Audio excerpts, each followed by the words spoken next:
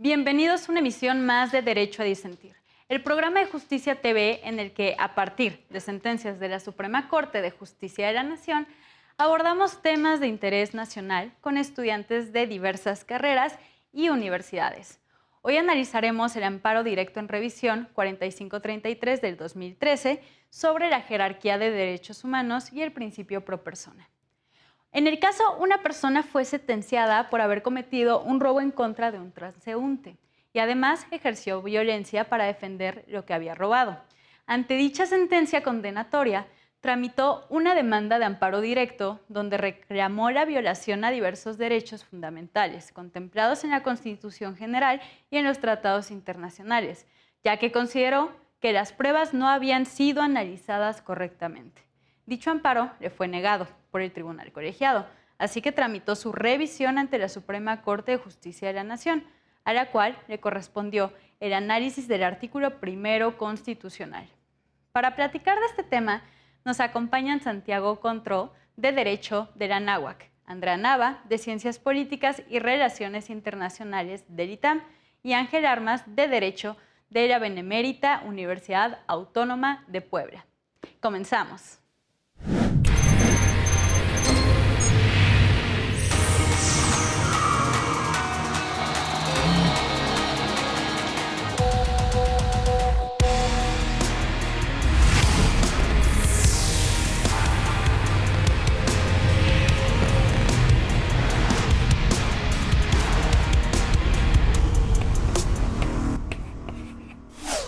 Bienvenidos y bienvenidas a Derecho a Disentir. Aquí tenemos a unos súper invitados, invitada. Entonces, para este tema, Santiago, ¿nos podrías contar un poquito más de los antecedentes de esta sentencia? ¿Qué fue lo que sucedió y por qué estamos llegando a hablar de este tema el día de hoy? Gracias, Jimé. Pues efectivamente, todo empieza con la parte quejosa que comete el delito de robo a transeúnte y además ejerció violencia. Entonces, toda la secuela procesal se fue llevando para que eventualmente la sala penal, la séptima sala penal del Tribunal Superior de Justicia del entonces Distrito Federal, lo condenó, que efectivamente era responsable de dicho delito, y es ahí donde surge, donde el quejoso promueve su amparo directo, el cual es presentado ante un tribunal colegiado de circuito. Y este tribunal colegiado confirma la sentencia del Tribunal Superior de Justicia en la que efectivamente era culpable de dicho delito. Sin embargo, este quejoso, no conforme con la sentencia, recurre, es decir, presenta un recurso de revisión del cual corresponde conocer a la Suprema Corte de Justicia, y en este alegó que el tribunal colegiado no analizó ciertos elementos que eran más favorables, es decir, que el tribunal colegiado únicamente analizó la constitucionalidad de los hechos, más no la convencionalidad, alegando que esta le era más favorable. Es así como el asunto llega a la Suprema Corte y la Suprema Corte dice, efectivamente, se tiene que revocar esta sentencia, pero ahí hay una cuestión muy interesante porque la Suprema Corte no necesariamente dice se tiene que dejar en libertad al quejoso, sino que hubo ciertas formalidades que el tribunal colegiado dejó de observar y por lo tanto se le regresa el asunto para que vuelva a emitir la sentencia con las consideraciones, con todos los motivos que la primera sala expuso.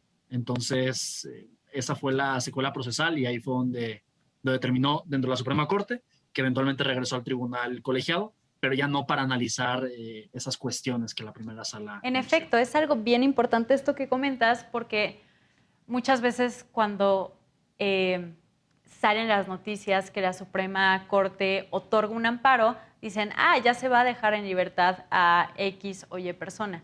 Y no sucede así. A veces sí sucede, a veces no, dependiendo de cada caso. En este caso no sucedió así, solamente, como bien dices, en la sentencia, la primera sala dice, puede resolver de mejor forma en esta parte. Toma estas consideraciones que te estoy diciendo y ya, con base en eso, tú decide, ¿no? Pero decide tomando en cuenta todo esto del paradigma de derechos humanos, de la constitucionalidad y convencionalidad que bien mencionas. Y pues bueno, aquí me salto con Ángel a hacerle una pregunta que viene con el tema y con lo que ya estaba diciendo muy bien Santiago. Para este tipo de cuestiones es lo mismo hablar de convencionalidad, de constitucionalidad. ¿Qué significan los dos?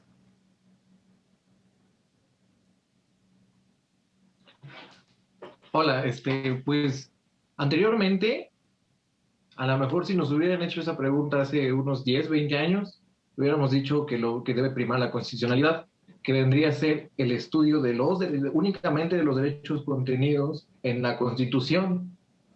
Sin embargo, en el caso de la convencionalidad, depende o sea, ahí hay que estudiar también todos los derechos que se reconozcan por la misma Constitución en los tratados internacionales de los que México sea parte. En ese sentido, una cosa, sí son cosas diferentes, estudiar la constitucionalidad y otra cosa sería la convencionalidad.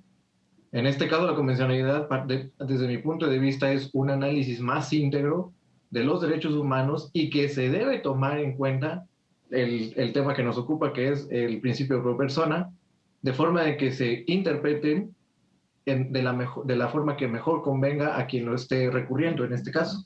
¿Qué es este principio pro persona? ¿De qué va? ¿Con qué se come? ¿Cuándo se aplica? Sí, el principio pro persona es,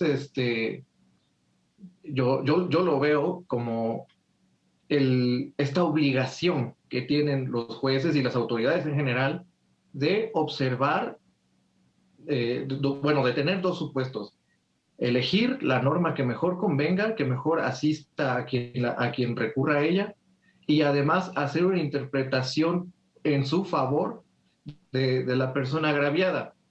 ¿Qué quiere decir? No quiere decir que se le va a dar la razón en todo, sino que se va a buscar la norma que mejor resuelva para ello. En este caso, pues ¿cómo podríamos determinar cuál es la norma o cuál es la interpretación que mejor conviene? Bueno, pues es aquella que amplía el catálogo de derechos y el número de personas a las cuales va a proteger. En este caso, pues eso sería, bueno, desde mi punto de vista sería el principio pro persona. Y creo que puede ser también, ahora lo podemos entender como una garantía procesal.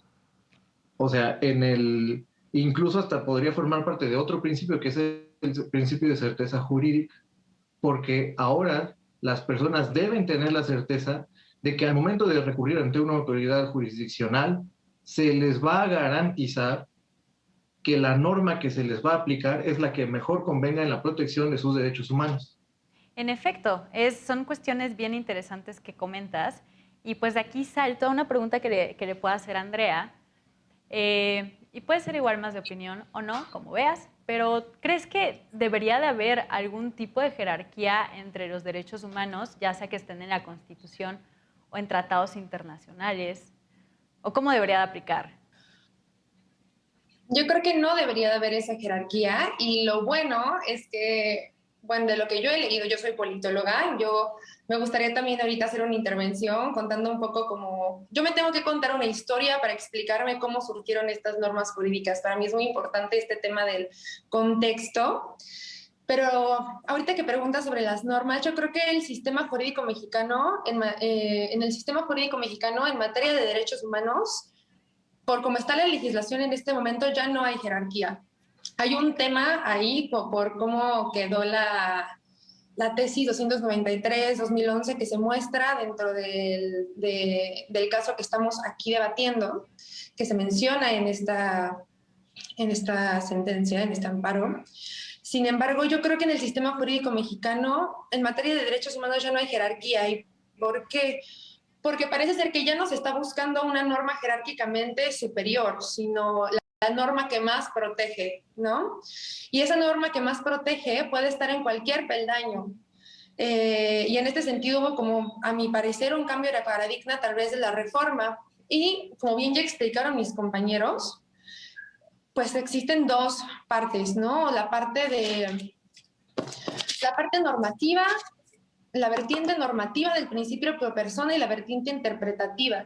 Y en esta vertiente normativa hemos visto que estamos buscando lo que dijo Ángel, ¿no? La selección de la norma más favorable, fuera de si es en la Constitución o en los tratados internacionales, ¿no?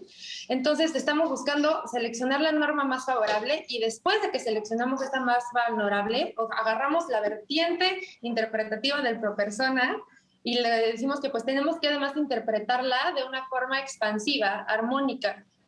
Y eso también sería como una definición pues explicativa de lo que es el principio pro persona, que encontré en un paper de Jimena Medellín, ¿no? Un excelente paper en el que habla sobre el principio por persona. Ella también estuvo aquí invitada en Justicia TV. Y dice que el principio por persona es la interpretación expansiva del contenido normativo de los derechos humanos. Estamos buscando expander a través de esta vertiente normativa, a través de seleccionar normas más favorables y después interpretarlas de la forma más expansiva posible, generar una cobertura de derechos mucho más amplia. Y ese ha sido el estado pues de las cosas en el derecho, ¿no? Así es como ahorita están las normas. Es interesante entonces que tal vez, no sé, qué opinen mis compañeros, tal vez sería una discusión interesante, pensar en qué tanto es útil hablar ya de jerarquías en términos de derechos humanos en el sistema judicial mexicano. Suelto un tema, a ver si alguien quiere. Está buenísimo lo que estás comentando, Andrea. De hecho, le das al punto a muchos temas bien interesantes en bien poquito tiempo, pero a ver, me gustaría recapitular algunas cosas. Justo es que no quiero dejar pasar. Estás hablando de los derechos humanos y es bien importante el día de hoy estar hablando de esta reforma.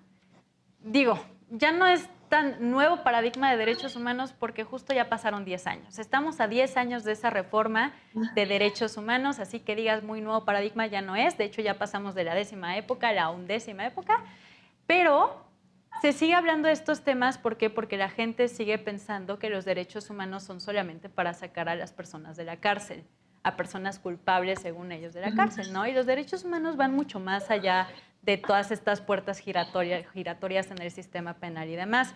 También estás hablando de expander derechos y en efecto el principio pro persona, y ahondando también en lo que dijo Ángel, se trata más de expander derechos humanos. Jamás se va a utilizar algún método interpretativo para limitar estos derechos humanos o interpretarlos de la forma más restrictiva posible. ¿Por qué? Porque eso ya no tiene cabida en nuestro sistema jurídico. Y también lo último que mencionas, con lo de las jerarquías y relacionado con la pregunta que te lancé. En toda la carrera nos han enseñado que entre las normas hay jerarquías. Esta famosa pirámide de Kelsen, ¿no? Que están los reglamentos, las leyes locales, las leyes generales, después la Constitución. Y antes se interpretaba esa pirámide de Kelsen con que los tratados internacionales están abajo de la Constitución. Y sí, pero para algunas materias. Hoy en día, como bien mencionas, está esta contradicción de tesis 293, que a ver si Santiago nos puede comentar un poquito más de este criterio bien importante, ahondar un poquito en qué es lo que resolvió la Suprema Corte en esta contradicción de tesis 293 que cambió un poquito nuestra forma de ver esta pirámide rígida. Sí, efectivamente, yo siento que si hay un asunto importante que la Corte ha resuelto, al menos en la 10ª época, ha sido la contradicción de tesis que comentan. Para quien en algún momento quiera tener un maratón jurídico, ver las sesiones en las que se discutió todo esto derivado del caso Redilla Pacheco, es muy interesante y hasta casi obligatorio para todos los abogados y que nos estamos formando para abogados. Y lo que se resuelve esencialmente en ese asunto es que antes había una pelea, un constante choque entre lo que era Constitución y tratados internacionales. Y lo que nos dice la Corte a partir de ahí es, no tenemos que estarnos peleando necesariamente, sino que donde estén contenidos los derechos humanos, donde esté lo más favorable, entonces hay que acudir a ese instrumento. Y yo siento que esto es también un reto para todas las instituciones educativas, porque siempre nos han enseñado que antes de la reforma estaba la Constitución y luego los tratados internacionales. y que a raíz de la reforma están Constitución y tratados internacionales, siempre y cuando contengan derechos humanos, en la misma jerarquía. Pero yo siento que esto le quita un poco el enfoque de qué es lo importante. Lo importante no es si es Constitución o es tratado internacional, sino lo importante es derechos humanos. Y por eso yo siento que en esa pirámide de Kelsen que nos plantean, que es Constitución, tratados internacionales, leyes federales, etcétera, no es decir uno u otro, sino en la punta de la pirámide se encuentran derechos humanos. Y entre paréntesis ponemos Constitución o tratado internacional, no importa realmente. La fuente no es lo más importante, sino que lo que importa es defender los derechos humanos. Entonces, yo me quedo un poco con eso y lo que resolvió la Corte en ese asunto es que lo más importante son los derechos humanos, independientemente de la fuente. Y aquí, bueno, ya que Andrea anda soltando bombitas y cuestionamientos, pues podemos incluso cuestionarnos si llegará un momento. Yo creo que allá vamos, el Poder Judicial como que transita hacia ahí, pero todavía no llegamos a eso. Ojalá la 11ª época nos dé oportunidad. Pero, ¿qué pasaría incluso si no es ni la Constitución general ni el Tratado Internacional el que es más benéfico a la persona, sino una Constitución estatal o una ley local? ¿Qué pasaría en ese caso si realmente creemos que los derechos humanos son ese pico de la pirámide de Kelsen? Entonces, ¿no deberíamos también de llegar a esto? Me encanta cómo lo planteas. Habrá que ahondar en ello, pero suelto. No, me encanta cómo lo planteas. A ver si igual Ángel nos puede dar su aportación sobre el tema, pero antes de lanzarle esta bolita, me encantaría poder participar en esto, porque igual, o sea, ¿qué tal si igual es constitución de los estados quien está siendo más protectora? Como sucedió en la Constitución de la Ciudad de México, esta nueva constitución que ya contempla cuestiones como muerte digna, ¿no? Que no es una cuestión que no está señalada en nuestra Constitución general, u otros derechos que ya se estaban como haciendo guiño como una cuestión de libertad en temas de aborto, por ejemplo, que no está contemplado en nuestra Constitución general, pero la Constitución de la Ciudad de México quiso ahí meterlo también. Y me encanta cómo lo planteas, que lo más arriba en la pirámide va a ser lo de derechos humanos, independientemente de su fuente, porque también hay derechos humanos que están contemplados en tratados internacionales, pero que no están contemplados en nuestro ordenamiento jurídico. Y también quisiera soltarles esta cuestión, por ejemplo, el derecho a la indemnización por error judicial, que no está en nuestro sistema jurídico, pero bien lo podemos ver en la Convención Americana, bien lo podemos ver en el Pacto Internacional de Derechos Civiles y Políticos también, ¿no? Entonces, pues, ver cómo va evolucionando este tipo de interpretación. Me encanta cómo lo planteas, Santiago. Y a ver, Ángel, ¿qué opinas sobre esto? Sí, contestando a la pregunta de nuestra compañera, yo diría que no, ya no es posible, al menos en materia de derechos humanos, ya no es posible hablar de una pirámide. Creo, yo lo que veo es que si habría que explicarlo geométricamente, tendría que ser ahora, en lugar de una pirámide, una esfera, por así decirlo, una esfera donde van a convivir diferentes ordenamientos internacionales, locales, bueno, la Constitución, reglamentos, donde todos van a estar ahí contenidos, no va a haber uno más alto que otro. Y eso creo que en cierta medida se debe también a que la sociedad está entendiendo que no hay seres humanos más altos ni más bajos conforme una jerarquía. Eso ya no es.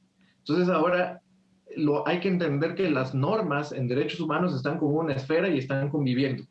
Ahora, dentro de lo que comentaban hace rato acerca de que cambiamos de época en la Suprema Corte, yo pienso, o lo que me gustaría ver fue que si la 10ª época fue el cambio de paradigma que mencionan mis compañeros, de que lo que debe primar son los derechos humanos, y que debe desaparecer esta pirámide que antes entendíamos, en esta nueva época lo que queremos ver que sea la expansión de todos esos derechos, que sean más, entre más derechos podamos incluir, que protejan a los seres humanos, a la dignidad, al respeto, la libertad, la inclusión, mejor. Eso es algo que podríamos esperar de esta 11ª época, una expansión de derechos. Y conforme a lo que comentábamos, bueno, lo que estaban comentando, de si, por ejemplo, un código civil en determinado estado dijera, pues bueno, nosotros, un código penal, nosotros vamos a despenalizar el aborto. Hace rato estaba yo consultando la Declaración de Derechos de Estados Americanos y decía que se protegía la vida desde la concepción.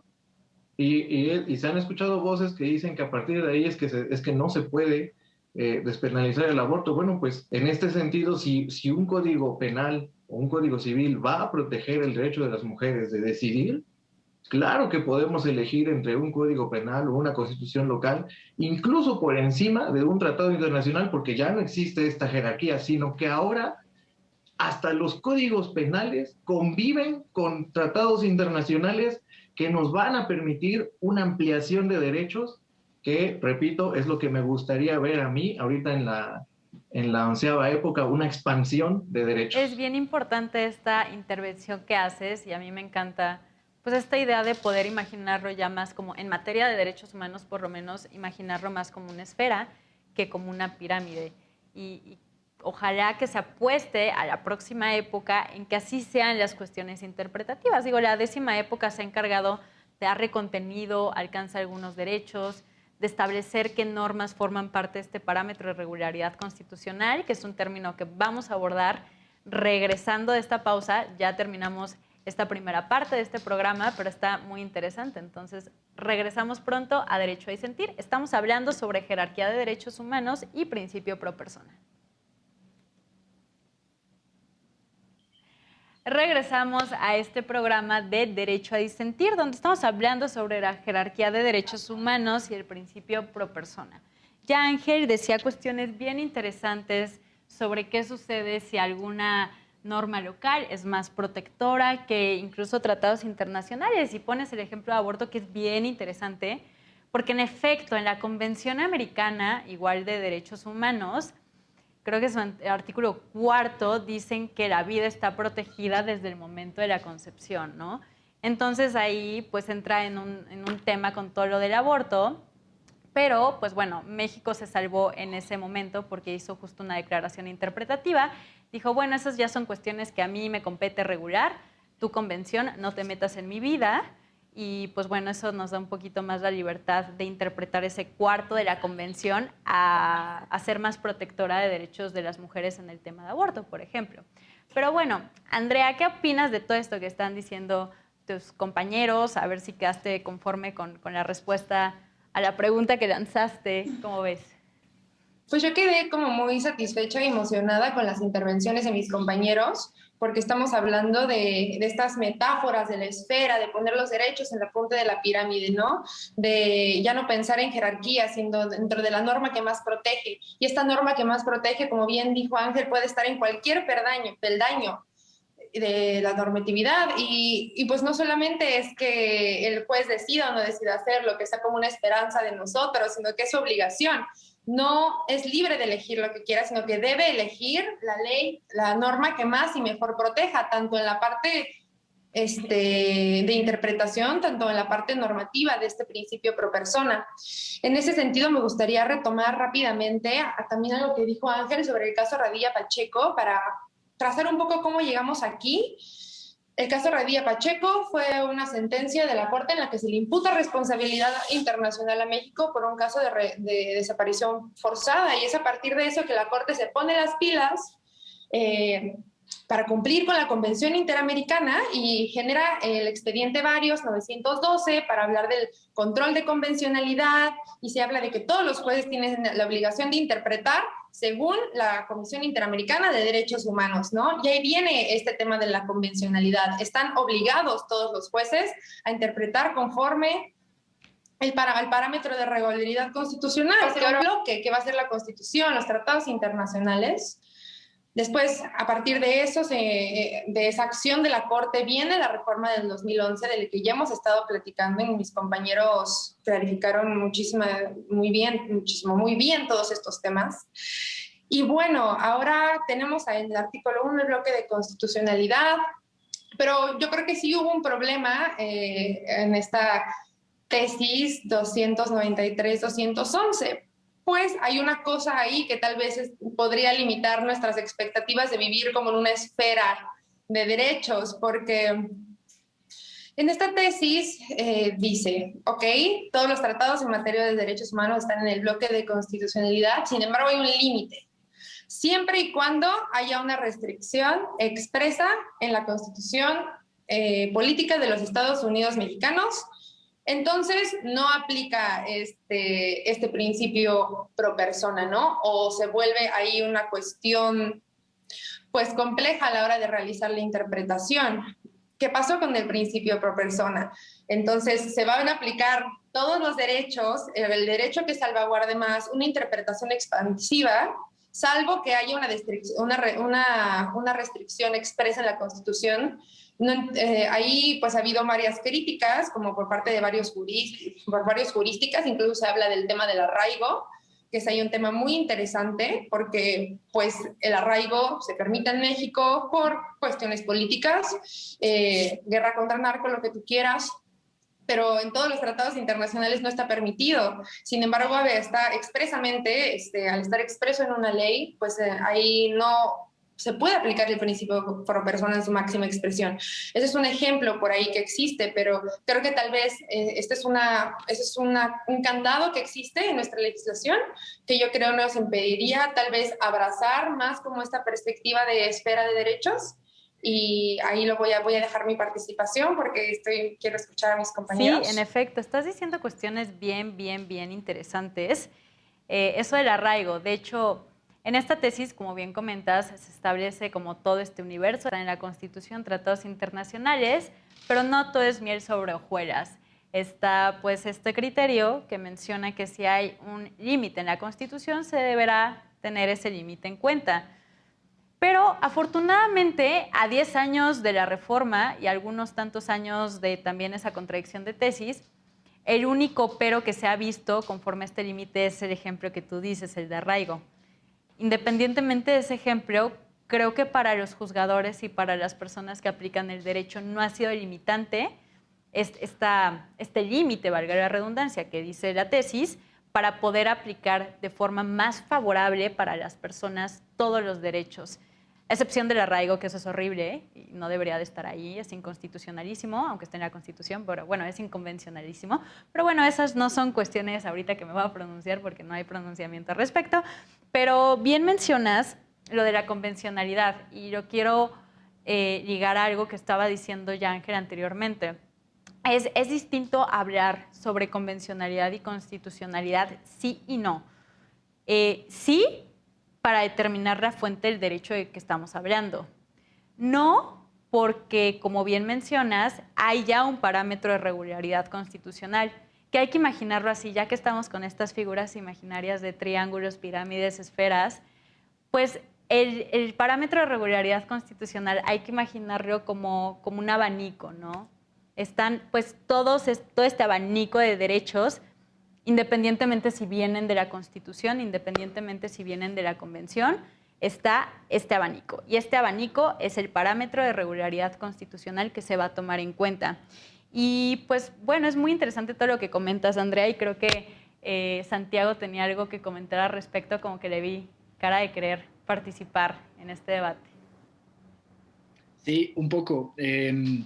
A ver, perdón que insista, pero si uno ve las intervenciones que hicieron los ministros, tanto en el asunto de expediente varios 912-2011, como en la contradicción de tesis de la que hemos estado hablando, son criterios que tal vez hoy para los que nos estamos formando pueden parecer ya muy evidentes, pero en su momento eran muy revolucionarios. Y algo que se hablaba mucho en ese momento era un poco el tema de, a mí me da la impresión de que algunos ministros estaban como encasillados en la soberanía nacional. ¿Qué va a pasar con la soberanía nacional si dejamos entrar a los tratados internacionales a un mismo nivel que la Constitución? Que hoy sabemos que ya no se trata de niveles, ya no hablamos de jerarquías, como bien dice Jimena, pero en ese momento todavía no lo entendíamos muy bien. Entonces, yo siento que este tema de que tenemos que optar por lo que dice la Constitución cuando hay una restricción expresa, son como esos remanentes que quedaron de un nacionalismo no muy bien entendido, de ese pensamiento de no podemos ceder soberanía porque la Constitución dice que solamente nos regimos nosotros políticamente. Y para el mundo en el que estamos hoy, un mundo totalmente globalizado, y si no, pregúntenle a la pandemia, pues no podemos ya entender este mundo, nuestro país, y mucho menos nuestro sistema jurídico, como encasillándonos en la soberanía nacional, porque eso también puede ser después una fuente de ideologías o de pensamientos que no siempre van a resultar en la mejor forma para las personas. Entonces, como que sí siento que quedan este tipo de remanentes, como bien lo comentaba, tanto de soberanía como de lo que comentábamos hace rato de tiene que importarnos la fuente realmente para que hablemos de derechos humanos, o los derechos humanos como tal tienen que prevalecer en todo momento, y al juzgador le tocará eventualmente hacer una ponderación de derechos, sí, pero ¿qué es lo que prevalece? Y en ese sentido, sobre lo que hemos estado comentando, es muy positivo la forma en la que se rompe con la jerarquía y la forma en la que la Corte dice bienvenido a los tratados internacionales, porque lo que sí es muy cierto es que generalmente los tratados internacionales son mucho más benéficos para la persona.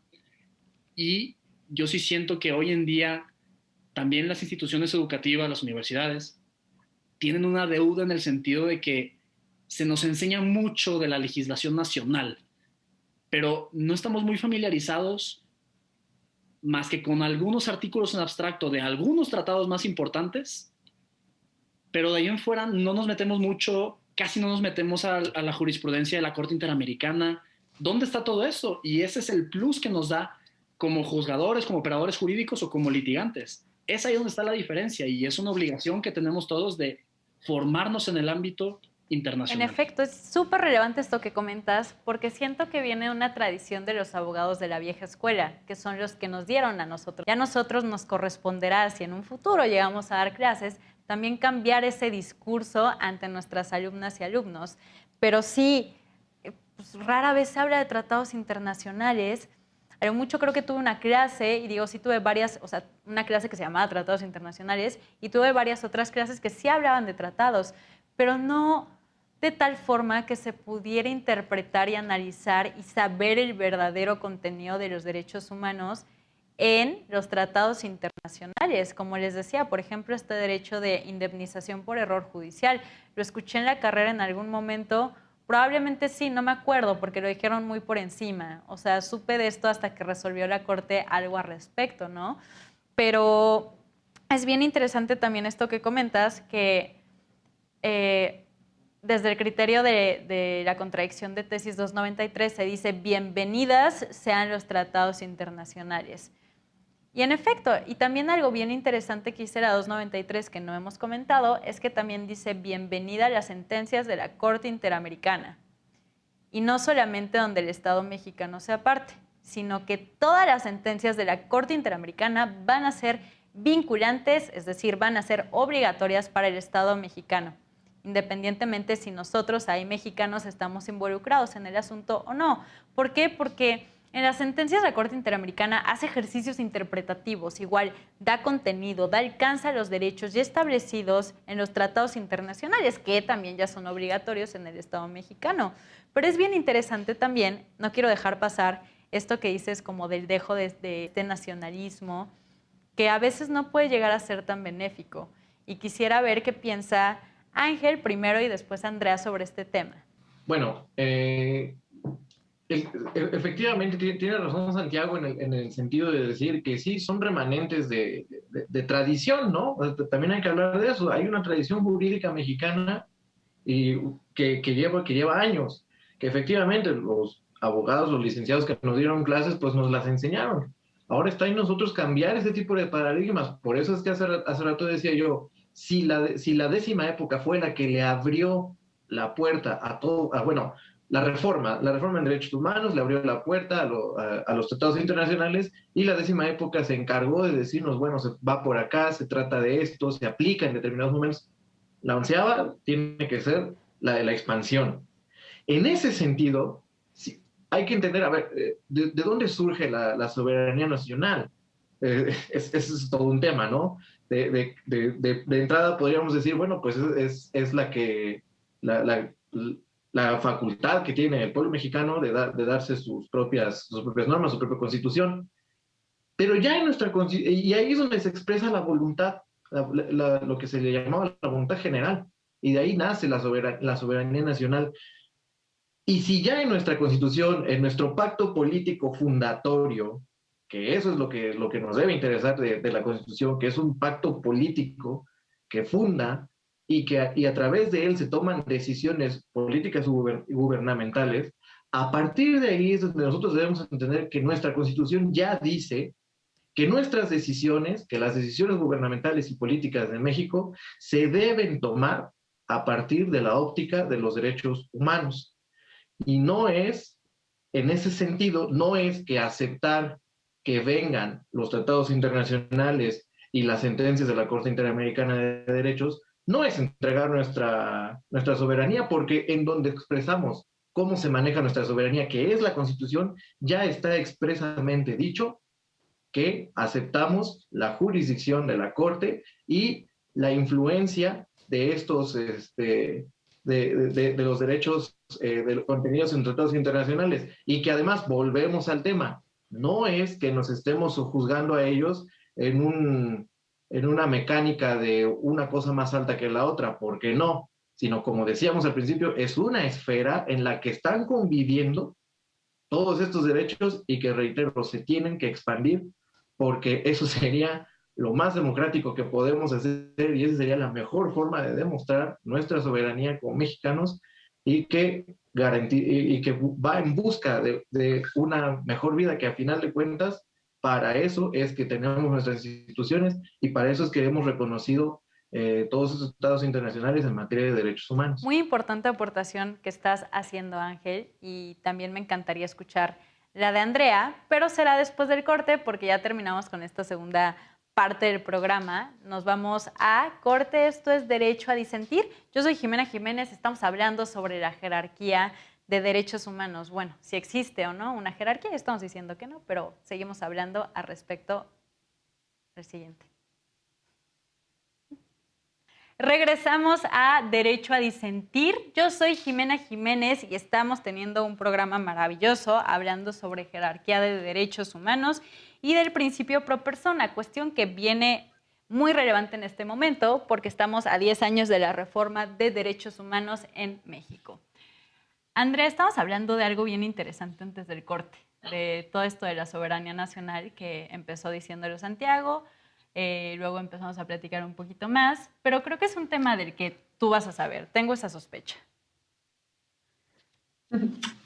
Sí, es claro que esta reminiscencia, bueno, como esta reminiscencia del nacionalismo, la tesis, pues sí es como una tradición de pensar en los estados nacionales según criterios tradicionales, ¿no? De el Estado y el Estado protector de las fronteras, el Estado que es quien da los valores y el régimen de ciudadanos que busca tener dentro de sus fronteras y que tiene como control sobre los elementos importantes que operan dentro de esas fronteras. Y pues el cuidado como del nacionalismo, de esta diferencia. Creo que en este momento ya estamos de acuerdo, mis compañeros y yo, en que estamos en una época donde eso ya no es posible. La gobernanza global es una realidad. Todos los actores están interconectados, como dijo mi compañero, la pandemia nos los ha mostrado. Y regresando a lo que nos trajo aquí, que es el principio pro persona, creo que es importante retomar que el derecho internacional en derechos humanos es el fundamento normativo del principio pro persona.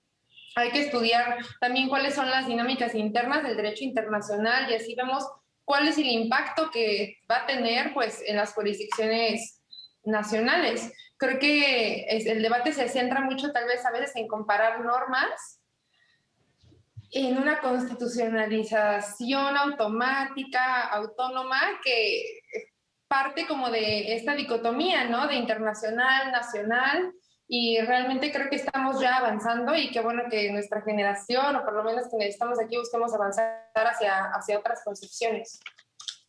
Y creo que esa sería mi participación y que pues realmente hay mucha potencialidad en retomar como esta interpretación extensiva. Es muy interesante un caso que encontré sobre el caso Atlas y Niñas versus Chile. Les comento que yo soy politóloga, entonces yo me meto a leer el derecho porque es un tema muy interesante para mí. Porque, bueno, aquí, en este caso, la Corte Americana de Derechos Humanos determinó que no contenía una definición explícita del concepto de discriminación, ¿no? Entonces, a partir de esto que hemos hablado de la interpretación, pues utilizando esta interpretación armónica, la Corte estableció que la referencia a otra condición social en el artículo 1.1 de la Comisión Americana de Derechos Humanos debe ser interpretada atendiendo a la evolución de los tiempos y condiciones de la vida actuales en la perspectiva de la opinión más favorable a la persona y de la evolución de los derechos fundamentales en el derecho internacional contemporáneo, según el principio de la norma más favorable al ser humano, ¿no? Esto está inscrito dentro de lo que hemos estado platicando. Y con estas bases, la Corte Interamericana concluyó que la orientación sexual debe tenerse como una categoría incluida en otra condición social. Y ahí vemos cómo solo no es equiparar normas, sino interpretarlas y cómo podemos llegar a tener una cobertura mayor si logramos salir como de estos paradigmas dicotómicos de Estado nacional, el derecho internacional, nosotros versus ellos, soberanía. Realmente vivimos ya en un mundo que requiere ya pensar fuera de los límites del Estado, no solo los límites de las fronteras, sino los límites mentales, ¿no? Pensar desde otras perspectivas. Y ahora sí es todo. Muchas gracias. Perfectísimo. Mencionas algo bien interesante, basándonos en esa cuestión de la Corte Interamericana. Y es algo que se empezó a hablar, por lo menos, en la Corte Suprema de Estados Unidos y que ya después retoma la Suprema Corte mexicana y que también lo ha mencionado la Corte Interamericana en numerosas ocasiones. La Constitución o en dado caso la Convención son instrumentos vivos. ¿Qué quiere decir esto? Que van cambiando, o sea, la forma en la cual las leemos van cambiando dependiendo del contexto social, histórico e incluso económico que estamos viviendo en ese momento. Algo que va muy en contra a una interpretación originalista, por ejemplo, ¿no?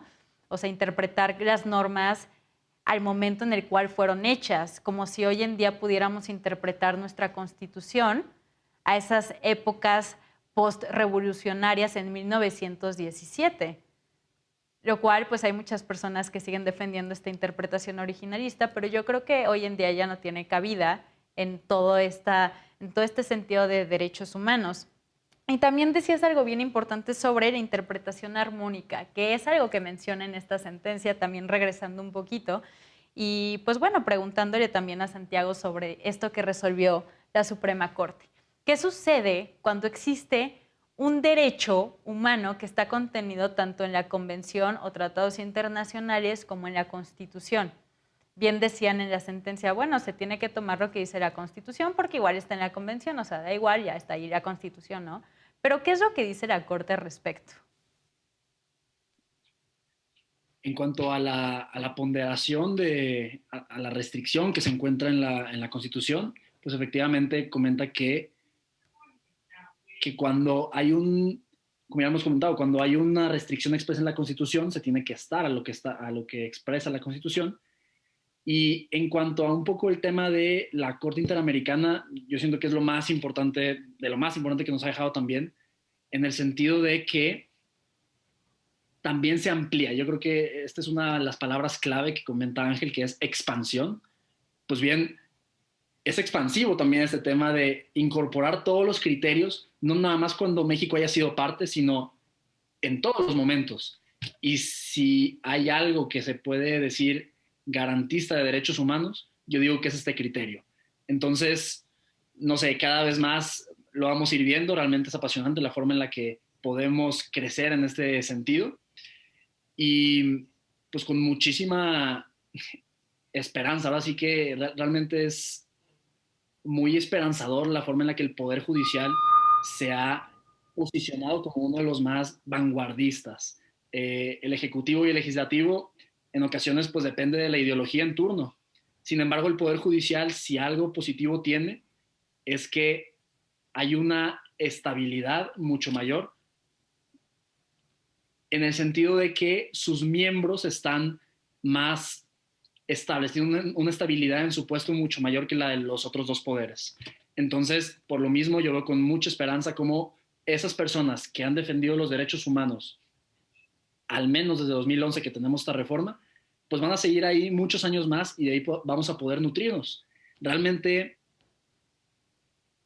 vivimos en espaldas de gigantes. Pero también lo que pasó en 2011 y los años subsecuentes en los que se interpretó la Constitución es un llamado a cuestionar.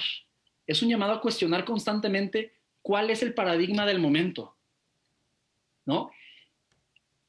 En ese sentido, no podemos quedarnos con lo que toda la vida nos han dicho en el aula, sino que esas personas, esos ministros y esos magistrados y jueces que tuvieron que volver a interpretarlo, fueron educados de una forma y pudieron vencerlo.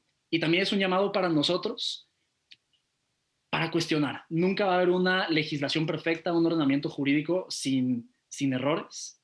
Y por lo mismo tenemos que cuestionarnos todo el tiempo. Y ahora bien, un poco a manera de conclusión, yo sí pienso que una de las cosas que más tenemos que cuidar es el tema de la formación internacional y seguir muy, muy de cerca las resoluciones de nuestros tribunales. Es muy, muy curioso cómo uno ve a un estudiante de Derecho de Estados Unidos y por ser una forma de tribunal constitucional muy distinto, la gente está mucho más al pendiente de qué resolvió la Corte y se espera con una mayor expectativa. Pero nosotros no. La Corte sesiona 4 veces a la semana y rara vez nos enteramos de qué es lo que resuelven, salvo en casos muy, muy mediáticos como una consulta a los expresidentes. Pero qué pobre es nuestro conocimiento de lo que resuelve el alto tribunal si nada más nos quedamos con lo mediático.